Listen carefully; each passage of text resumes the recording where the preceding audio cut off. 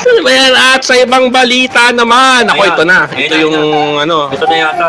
5K yearn. Ah, what? Nanalo? Nanalo ka 5K? Nanalo? What?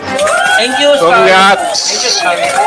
At ito sa ibang balita naman, isa umanong tindera ng suka sa barangay Maasim sa bayan ng Bulacan ang bigla na lang tinoyo nang walang kadahilanan. Ako yun ang nahirap eh. Oh. Kwento ng kanyang kasintahang lalaki.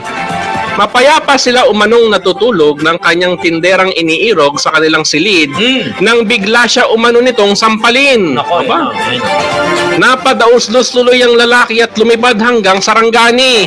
Layo ata da. Layo noon. Hindi mo nang kamao niyan. No? Sa barangay Maasim din, nakaparehong pangalan ng kanilang barangay.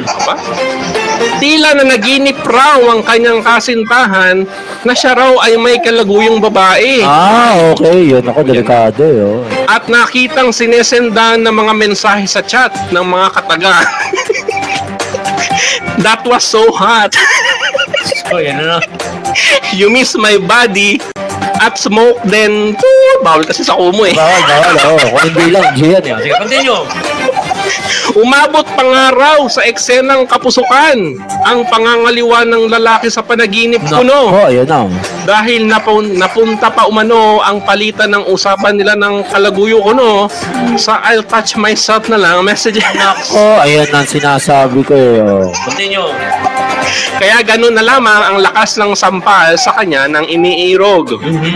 Ani ng lalaki ay hindi naman raw niya magagawa ang mga bagay na yon sa tinderang iniirog. Yan. Dahil mahal na mahal niya ito at plano pa ngang pakasalan kinabukasan. Okay yan ha. Galing nga dahil tulad din ng mga news anchor nagbabasa ng mga balita. Ay, ang ganda yan ha. Naipasok yan. Gusto ko yun. Naipasok. Ganda yan. Ganda tol, ganda. Ulitin ko para malinaw. Malinaw, pakinggan nyo ha. Dahil tulad din daw Oy, thank you. Sky, ng mga news anchor na nagbabasa ng mga balitang ito Ayan ha, hindi manag. ay mababait at matitino silang mga lalaki. Tama yan. Galing. Sakto. Kaya na-assist kayo, totoo yung balita. Okay, continue kayo. Ganun na eh. Kung kaya't hindi nila magagawang lokohin ang kanilang mga iniiro. Yes, tama yun ha. Oh. Tama yun ha. Tama yun ha. Walang kukontra dyan. Wala. Nagsusugal lang si Sky. Continue. Nakatakda namang magpagaling ang nasabing lalaki dahil sa tindi ng sampal at nagpaplanong magbenta na rin umano ng toyo sa kanilang tindahan para mabawas-bawasan naman ang supply nito sa kanyang kasintahan. Ay, nako. Ay, nako. Wait lang.